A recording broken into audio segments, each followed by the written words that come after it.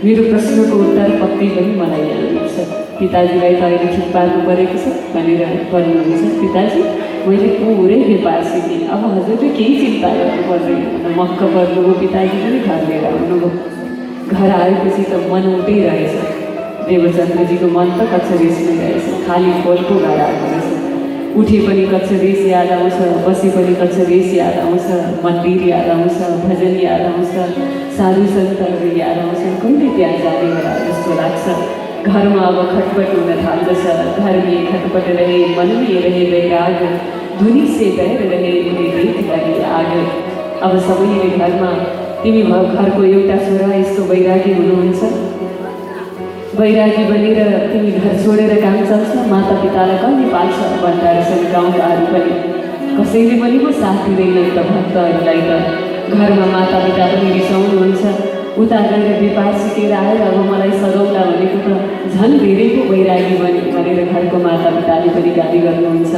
अब देवचन्द्रजीलाई यहाँ बस्न मन लाग्दैन उमरकोटमा। के गरी भागेर जाउँ, के गरी भागेर जाउँ भनेर सोच्दा सोच्दै 3-4 वर्ष बित्यो। लगभग 16-17 वर्षको देवचन्द्रजी लाग्नुभयो।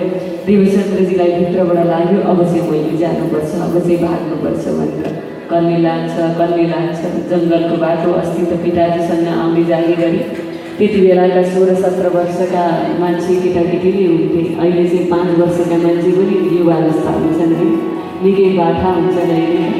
शारीरिक रूपले त्यो जमानामा त्यतिको उमेरको भनेको एउटा बच्चा जस्तै हो। देवचन्द्रजीले हल्ला सुन्नुभयो गाउँमा, ओहो कच्छरेस जानको लागि।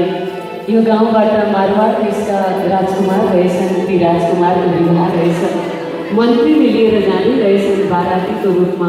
राजकुमारलाई लिएर जाँदा जङ्गलको बाटो हेर्दा कसैले मारिदिन्छन् कि भन्ने डरले तरवारलाई राजकुमारको प्रतीक बनाएर त्यहाँबाट कच्छरेस लाने, बाराती लाने अनि त्यहाँबाट राजकुमारीलाई विवाह गरेर ल्याउने भन्ने एउटा कार्यक्रम बनेको रहेछ।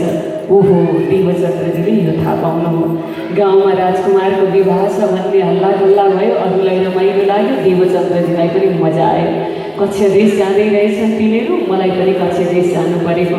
बल्ल मैले एउटा साथी पाएँ भनेर देवचन्द्रजी प्रसन्न भएर हतार हतार माता पिताले पितालाई थाहा नपाउने गरी पछाडिबाट भागेर त्यो बाराती लिएर जान ठिक परेका मन्त्रीलाई गएर भन्नुभएछ, मन्त्रीजी मलाई पनि कक्षा देश जानु छ, हजुरसँगै लानुहुन्छ भनेर सोध्नु हो देवचन्द्रजीले। अनि उनी भन्छन् बाबु तिमीसँग सवारी साधन केही छ भनेर सोध्छन्। देवचन्द्रजीले भन्नुभयो मसँग त सवारी साधन छैन, त्यसो भए तिमी पैदल यात्रा हिँडेर आउन सक्छौ त हामीसँग भने। लान्छु भनेन, सवारी आफ्नो सवारीमा राखेर त्यो बैलगाडामा राखेर लान्छु भनेन। देवचन्द्रजीलाई लाग्यो अब लान्छु त भन्दै लिएर आऊ भन्दैछ, आफूलाई कक्षा देश जानु परेको छ, यिनले लान्न भने पनि म जान्छु। यिनीहरू जाने ठाउँमा अगाडि यिनीहरू जान्छन्, यिनीहरूको त्यो बैलगाडाको पाइला पछ्याउँदै म पनि जान्छु भनेर। हजुरहरू जाने चाहिँ कति बजे हो भनेर सोध्नुभयो। मन्त्रीले भने भोलि बेलुका लगभग 4:30 बजेको अवस्थामा। हामी हिँड्न त 3 बजे नै यात्रा गर्छौँ, अब हिँड्दा ओर्दा कति बज्छ भने। देवचन्द्रजी घर गएर आफै अब पोको बाँध्न लाग्नुभयो, बाटोको लागि तयारी गर्न लाग्नुभयो। बारातीको साथमा गए पनि उनीहरू सवारी भगाए त भेट्टाउनै सकिँदैन। भोग लाग्यो भने पनि उनीहरू बारातीहरू विवाहको साधन लिएर हिँडेका, उनीहरूको खानपान अर्कै हुन्छ अनि आफ्नो खानपान अर्कै हुन्छ।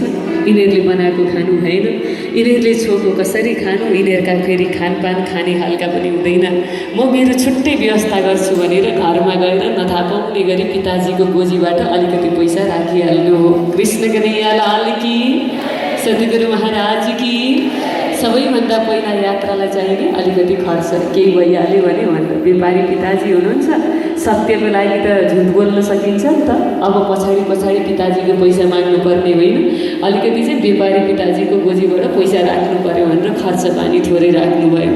अनि त्यहाँ खर्च पानीको साथमा देवचन्द्रजी महाराजले सुन्दर भोजन प्रसादी बनाउने एउटै कराई, 2 थरी एकै ठाउँमा बनाउन मिल्ने कराई पनि राख्नुभयो, एउटा पानीको लोटा राख्नुभयो, एउटा थाल राख्नुभयो। अनि केही दाउराहरू घाँसफुस बनाउन सकिएन भने अब आफैले जङ्गलमा बनाएर खानुपर्छ भनेर सानो चक्कु पनि त्यहाँनिर राख्नुभयो। सबै तयारी गरेर पोको बाँध्नुभयो। भोलि बिहान छटपट्टि भइरहेको छ, कहिले उज्यालो होला कहिले उज्यालो होला, यता फर्किँदा नि उज्यालो हुँदैन, उता फर्किँदा नि उज्यालो हुँदैन। त्यो आफूलाई चाहिएको ठाउँमा जाँदाखेरि त कस्तो हुन्छ है, कहिले निद्रा, यो निद्रा कहाँ जान्छ कहिले काहीँ त। मन परेको ठाउँमा जानु पऱ्यो भने हजुरहरू कतै पिकनिकमा कहाँ जानु पऱ्यो भने हजुरहरू रातभरि सुत्नुहुन्न। सत्सङ्गमा यहाँ आउनु पऱ्यो भने चाहिँ 7 बज्नलाई 15 मिनट अगाडि आउनुहुन्छ है। कृष्ण कन्हैया लाल की, सद्गुरु महाराज की, प्राणनाथ प्यारे की। देवचन्द्रजी महाराजलाई चाहिँ यो मन परेको प्रभुको भक्ति गर्नको लागि रातभरि उदाउनुहुन्न। बिहान बल्ल उज्यालो भयो फर्किँदा। अनि दिउँसो पनि अब माता पितालाई पुग्नु त गाउँमा राजकुमारको विवाह, अब के चाहियो त गाउँघरको मान्छेहरू, माताले पिताले लाग्नुभयो अब देश विदेशमा व्यापार गर्ने। मधुमेताजीलाई सबैले चिनेको, आज राजकुमारको विवाह छ। खुसीले गदगद भएर उहाँहरू हर्षित भएर बाराती कहिले आउला, छोरातिर ध्यान छैन आज, बाराती कहिले आउला भनेर उता आँखाले हेरेर बसिरहनु भएको। यस्तो हेर्नुहुन्छ कहिले आउने हो भनेर प्रतीक्षा गर्नुहुन्छ। देवचन्द्रजीले यसो हेर्नुभएको, मैले सम्झाउनै परेन। आज उता मस्त हुनुहुन्छ, यही बेलामा टाप भाग्ने हो भनेर त्यो पोकोलाई खाटको मुनि राख्नु हो। म सुतेँ भित्र, हजुरहरूले हेरिरहनु, म एकछिन आज निकै थकाइ लागेको छ, म भित्र सुत्छु भनेपछि अब यो कहीँ जाँदैन जस्तो लाग्छ माता पितालाई पनि। देवचन्द्रजी महाराज माता पिता उता मस्त भएर हेरेको बेलामा भाग्छु भनेर बाटो हेर्दै बाराती आइपुगे। लगभग 4:30 बजेको समयमा माता पिता अगाडिबाट बाराती हेर्नको लागि छेउछेउतिर दौडेर जानुभयो। देवचन्द्रजी महाराज पछाडिको दरवाजाबाट पोको लिएर भाग्नुभयो घर छोडेर। 4:30 बजेको समयमा माता पिता उतै हुनुहुन्छ। ती बारातीहरू गए, पर जङ्गलमा गएर भेट होला जस्तो हुन्छ। तिनीहरू अगाडि जान्छन्, उहाँ पछाडि जानुहुन्छ। उनीहरू अगाडि गइरहेका छन्। देवचन्द्रजी पाइला पछ्याउँदै त्यो पोकोलाई यस्तो गठरीलाई बोकेर अगाडि बढ्नुहुन्छ। जाँदै रात पऱ्यो। रात परेको रातको मध्य रात भयो। अब ती बारातीहरू गएको संजोगवश यस्तो परिस्थिति आयो। परमात्माको दर्शन सजिलै के हुन्थ्यो, परमात्माको यस्तो लीला हुन थाल्यो। त्यहाँनिर जङ्गलको बिचमा मध्यरातमा लगभग 12 बजेको अवस्था पुगेपछि हुरी बतास आउन थाल्यो, डरलाग्दो। त्यो डरलाग्दो हुरी बतासले अगाडि जुन पाइला पछ्याएर छामछाम छुमछुम गर्दै अगाडि बढ्दै हुनुहुन्थ्यो, हुरी बतास आएपछि बालुवाको त्यो रेतीको ढेर मैदान त हो, यताको बालुवा उडाएर ल्याएर सबै त्यो गाडाको पाइलाहरू छोपिदिन्छ। अनि उताबाट ल्याउँछ त्यो हुरी बतासले बालुवा त्यहाँ ल्याएर अगाडिको ती सबै पाइला छापहरू छोपिदिन्छ। कहाँ जाने भयो। अब बाराती कहाँ पुगे घोर जङ्गलमा पुग्नु भएको छ। कहाँबाट जाँदा कक्षा देश पुगिन्छ अब थाहा छैन। बाटो हराएर कहाँ जाने केटाकेटी उमेरको हुनुहुन्छ। बाहिर शरीर पक्का छैन, भित्र आत्माले खोज गरे पनि शरीर त केटाकेटी नै छ। लाग्दछ यो जङ्गली जनावरहरूले अब मलाई मार्छन् होला। मेरो प्रश्नको उत्तर नपाई म मर्ने भएँ। यहाँ त चोरहरू पनि आउँछन् होला। डरलाग्दो जङ्गल छ, हिंसक जनावरले अब मलाई मार्छ भनेर आत्तिरहनु भएको हुन्छ। हे परमात्मा, हजुरको खोजमा म अगाडि बढेको, हजुरलाई पाऊँ भनेर अगाडि बढेको।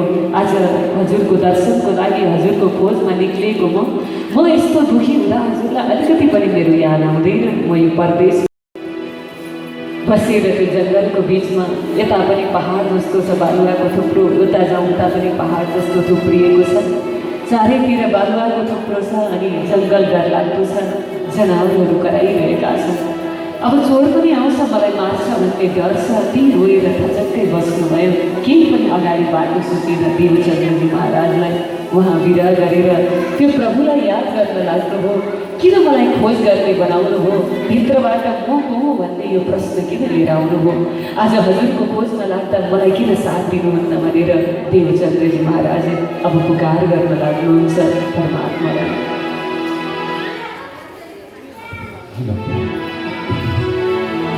याद तिम्रो आयो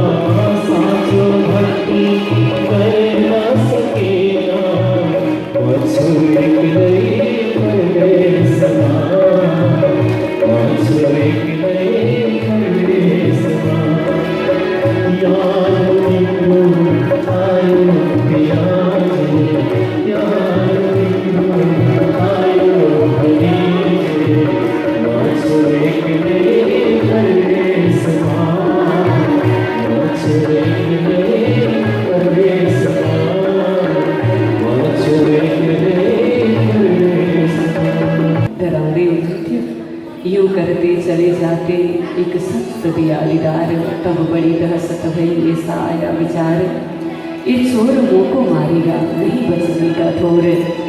लाग्यो भित्र डर भइरहेको थियो, डर भएपछि शरीर गल्न थाल्यो, शरीर सबै दुख्न थाल्यो। देवचन्द्रजी महाराजको हेर्दा हेर्दै एउटा परबाट सामनेमा एउटा मान्छे आएको, डरलाग्दो भयानक मान्छे आएको त्यस्तो देख्नुभयो देवचन्द्रजी महाराजले। हेर्दै हुनुहुन्थ्यो, अब मलाई चोरले मार्छ, जङ्गलमा लुटेराहरू चोरहरू धेरै हुन्छन्, ती चोरहरूले मलाई मार्छ जस्तो लाग्दै थियो। नभन्दै पर हेरेको त एउटा डरलाग्दो स्वरूप त्यहाँ देखा पर्यो।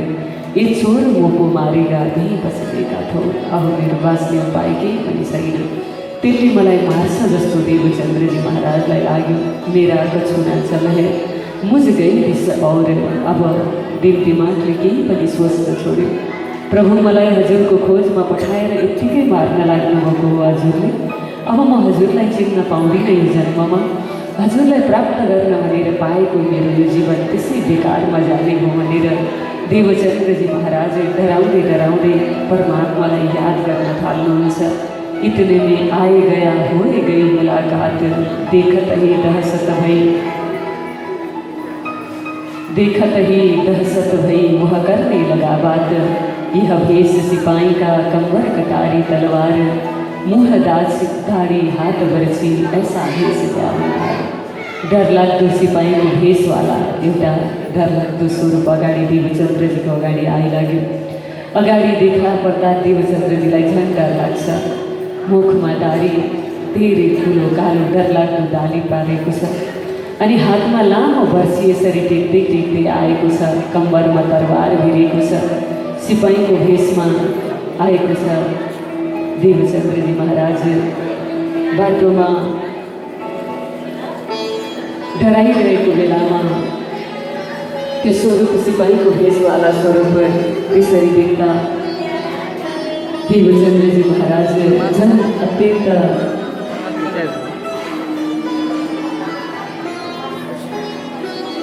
भयानक स्वरूप देखेर झन् डराउन लाग्दछ। इतनै भावले दर्शन गर्नु महाराजहरूले भावले यो एउटा त्यसै देखाइएको थियो कि एउटा हजुरहरूलाई दृश्यले भाव आओस् भनेर देखाइएको हो। यह भेष सिपाहीका कम्बर कटारी तलवार, सिपाहीको भेष डरलाग्दो हातमा बर्छी बोकेको छ, कम्बरमा तरबार भिरेको छ। देवचन्द्रजी डराउन लाग्नुभयो। हेर्दा हेर्दै त्यो आफ्नै छेउमा आएको देख्नुहुन्छ। देखेपछि अब लाग्दछ यसले मार्छ भनेर सिपाहीको भेष देखेर डराउन लाग्नुभयो, आफूलाई समर्पित गरिदिनु हो। अब यो चोरले मलाई मार्छ, अब मैले मेरो केही उपाय छैन भनेर देवचन्द्रजी महाराज समर्पण गरिदिनुहुन्छ। अब जे गरे पनि गरोस्, अब यसको हातबाट मर्ने भइहाल्यो भनेर देवचन्द्रजी डराउँदै काँपिरहनु भएको हुन्छ। आँखाबाट आँसु बगिरहेका हुन्छन्। त्यत्तिकैमा त्यो सिपाहीको भेषवाला स्वरूपले भन्दछ, बाबु तिमी कहाँबाट आएको, धेरै डराउँदैछु, एकछिन तिमी नडराउला, मैले जे भनेको त्यही मान भन्दा देवचन्द्रलाई लाग्यो यसले मार्न चाहिँ मार्दैन कि क्या हो, मलाई बचाएर लगेर घरमा नोकर बनाएर चाहिँ राख्छ। नोकर बनाएर राख्यो, बचायो भने ठिकै छ, एक दिन त्यो नोकरीबाट पनि भागेर बच्चा व्यस्त जान्छु सोचिरहनु भयो। अब भन्छ सिपाहीको भेषवालाले, बाबु तिमी उठ त एकपल्ट भनेर उठाउँछन्, अनि उठाएर आफ्नो कम्बरमा बाँधेको पटुकालाई भुइँमा बिछाइदिन्छन्। ती सिपाहीका भेषवाला स्वरूपले देवचन्द्रलाई भन्छन्, बाबु तिमी यहाँ सुत त भनेर भुइँमा सुत्न लगाउँछन्। अनि सोध्दछन्, बाबु तिमीलाई कहाँ दुखेको छ भनेर सोध्दछन्। अनि देवचन्द्रजीले आफ्नो जाँघमा धेरै यात्रा हिँडेर आएकोले गर्दा दुखिरहेको छ भनेर आफ्नो जाँघलाई घुटनको माथि देखाउनुहुन्छ। ती सिपाहीका भेषवाला स्वरूपले बर्छी एउटा हातले बर्छी टेकिरहनु भएको हुन्छ, जमिनमा बर्छी गाड्नुहुन्छ। उठेर सिपाहीका भेषले उठेर त्यो हातमा ल्याएको बर्छीलाई भुइँमा राख्नुहुन्न, त्यो हातैमा लिनुहुन्छ।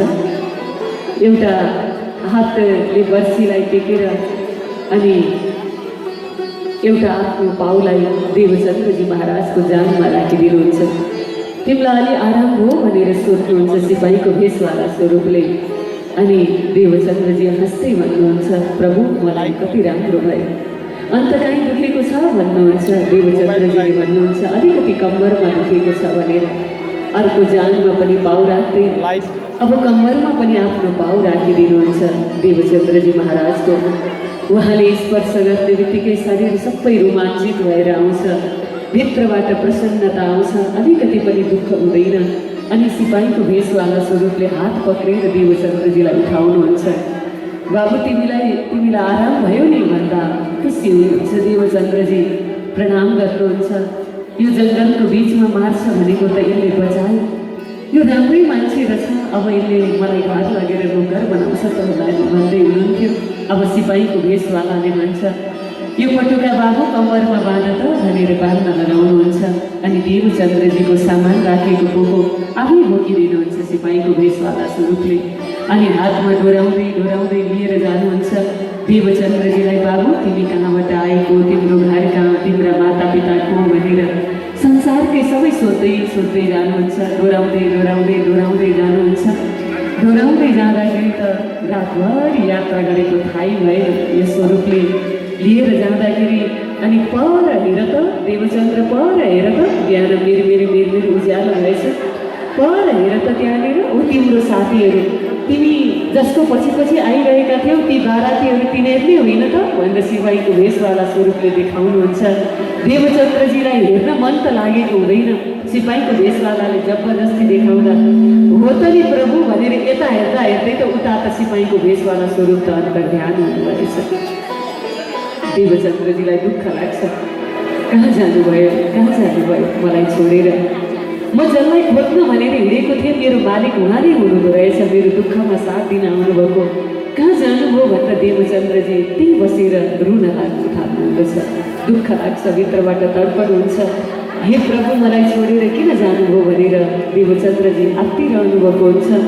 पर हेरेको अब मेरो मालिक त यही नै हो, मेरो खावन त यही नै हो, विश्वास पनि भयो। बारातीहरूलाई छेउमा देखेपछि अब तिनीहरूसँगै जानु पर्यो त नि भनेर जाँदै हुनुहुन्थ्यो। मन्त्री अघि ल्याउन अस्वीकार गर्थ्यो, अहिले देवचन्द्रजीलाई देखेर आत्तिर पागल भएर भन्नु रहेछ, मन्त्रीको बारातीको पासमा पुग्नुहुन्छ। देवचन्द्र तिमी कसरी आयौ भनेको त मन्त्रीलाई देवचन्द्रजीले भन्नुहुन्छ। हामी भएको भए के भन्थ्यौँ होला यतिखेर? कृष्ण कन्हैया लाल की। हामी भएको भए के भन्थ्यौँ होला? हामीलाई सिपाहीको भेषवाला स्वरूपले यसरी ल्यायो भन्थ्यौँ होला हामी भएको भए?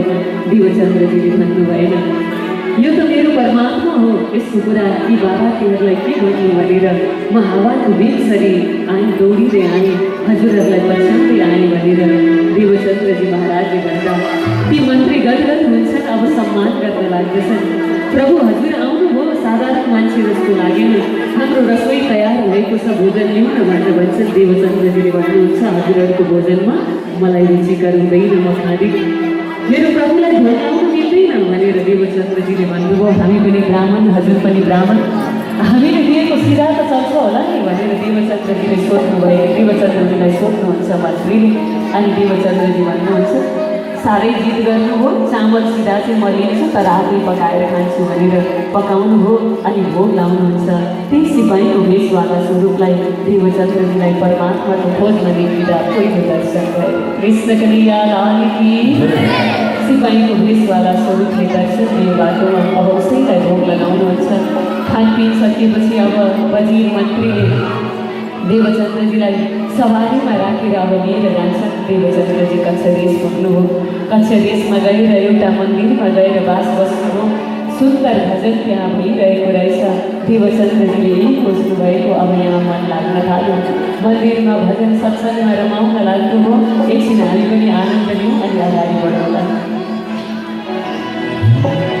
जिस देश में परिवेश में रहो, जिस देश में परिवेश में रहो, राधा रमण राधा रमण राधा रमण कहो, राधा रमण राधा रमण राधा रमण कहो। जिस देश में परिवेश में रहो, जिस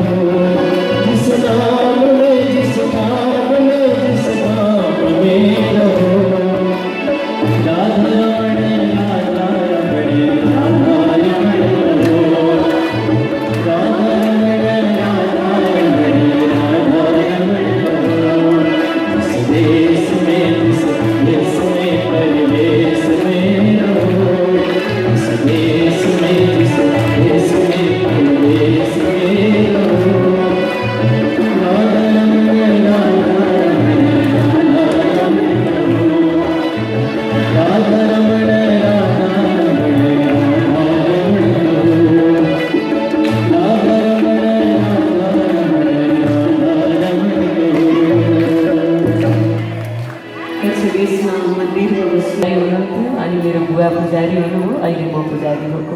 घर चलाउन मात्र पूजा गरेको मैले। परमात्माको दर्शन पाऊँ भनेर होइन बाबु, तर मैले यो मन्दिरमा पूजा हुँदा हुँदै सत्सङ्ग बुद्धिहरूले गर्दा एउटा कुरा चाहिँ थाहा पाएको छु, जसले परमात्मा पाउँछु भनेर जीवनको एक भाग परमात्माको खोजमा लगाउँछ त्यसलाई एक दिन परमात्माको दर्शन चाहिँ हुन्छ अरे भन्दा अलिकति सास आयो।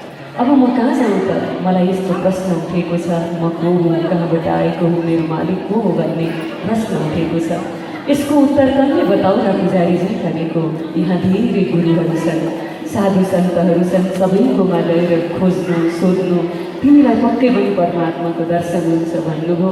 को चाहिँ ठुला गुरु रहेछन् त भनेर हेरेको त एउटा ठुला सन्यासी रहेछन्। त्यहाँ आए खोजे सन्यासी हे बढे बिम्बधारी, आम पूजे तिनको आमै खलक सारी, सारा खलक भनेको कच्छ देशवासी आएर पूजा गर्दा रहेछन्। बिम्बधारी हेर्दै हट्टा कट्टा है, ठुलो भेष लगाएको अनि अलिक मोटो घाटो हुनु भने ओहो चाहिँ ठुलो गुरुजी हुनुहुन्छ। उहाँले दिएको आशीर्वाद चाहिँ लागिहाल्छ। काठमाडौँमा 4 आना जग्गा चाहिँ भइहाल्छ जस्तो लाग्छ। विश्व कन्हैयालाल की, सद्गुरु महाराज की। देवचन्द्रजी महाराजलाई यहाँको तन्त्र मन्त्र संसार धन वैभव केही चाहिएको थिएन, परमात्मा चाहिएको। गुरुजी सबैजना त्यतै जाँदा रहेछन् सन्यासीजीको पासमा। त्यहाँ गएर के होला कि जस्तो लाग्यो, यसो जानुभएको। गुरुजीलाई सोध्नुभयो, गुरुजी मेरो भित्र प्रश्न यस्तो छ, उत्तर हजुरले दिनुहुन्छ भन्दा बाबु म तिमीलाई एउटा मन्त्र दिन्छु, 1 महिना त्यो मन्त्रको जप गर अनि तिमीलाई त्यो प्रश्नको उत्तर मिल्छ भनेर राख्नु हो। तर 1 दिन 2 दिन 3 दिन 1 महिना जप गरेको आनन्दै आएन, मजै आएन, केही भएन, भित्र शान्ति पनि भएन, प्रश्नको उत्तर पनि मिलेन। गुरुजी म गएन। दत्तात्रेयजीको नाम लिनुभएको रहेछ। दत्तात्रेय गुरुजीले जीवनमा हरेक चिजलाई गुरु बनाउनुभयो, गुरु मान्नुभयो। अनि हजुरले गुरुजीको जस्तो सन्देश हजुरले त लिनुभएको रहेछ। 24वटा गुरु गरेर उहाँलाई शान्ति भएन, हजुरलाई के हुन्थ्यो अनि मलाई के हुन्थ्यो। त्यस्तै हजुर चमत्कारतिर लाग्नु भएछ। हरेक चिजलाई गुरु बनाएर त्यो परमात्माको याद दिलाउने गुरु चाहिँ को होला भनेर खोजेर जानुपर्ने। मेरो खोज त त्यस्तो रह्यो। मलाई त संसारको धन वैभव केही पनि चाहिएको छैन, शान्ति भएन। गुरुजी म गएँ, नरिसाउनुहोस् है भनेर यहाँबाट हिँड्नुभयो। अगाडि कापडी कलन्दर भनेका ती एक प्रकारको जनावरहरूलाई नचाउने चमत्कारी गुरु रहेछन्। त्यहाँ गएर के होला कि भनेको चमत्कारमा त परमात्माको दर्शन के मिल्थ्यो झन्, त्यो एकछिनको खुसी हो। गुरु नै भगवान बनेर बसेका हुन्छन्, गुरु भगवान कहिले हुँदैन, परमात्मा छुट्टै हो। परमात्माको याद दिलाउने चाहिँ गुरु हो।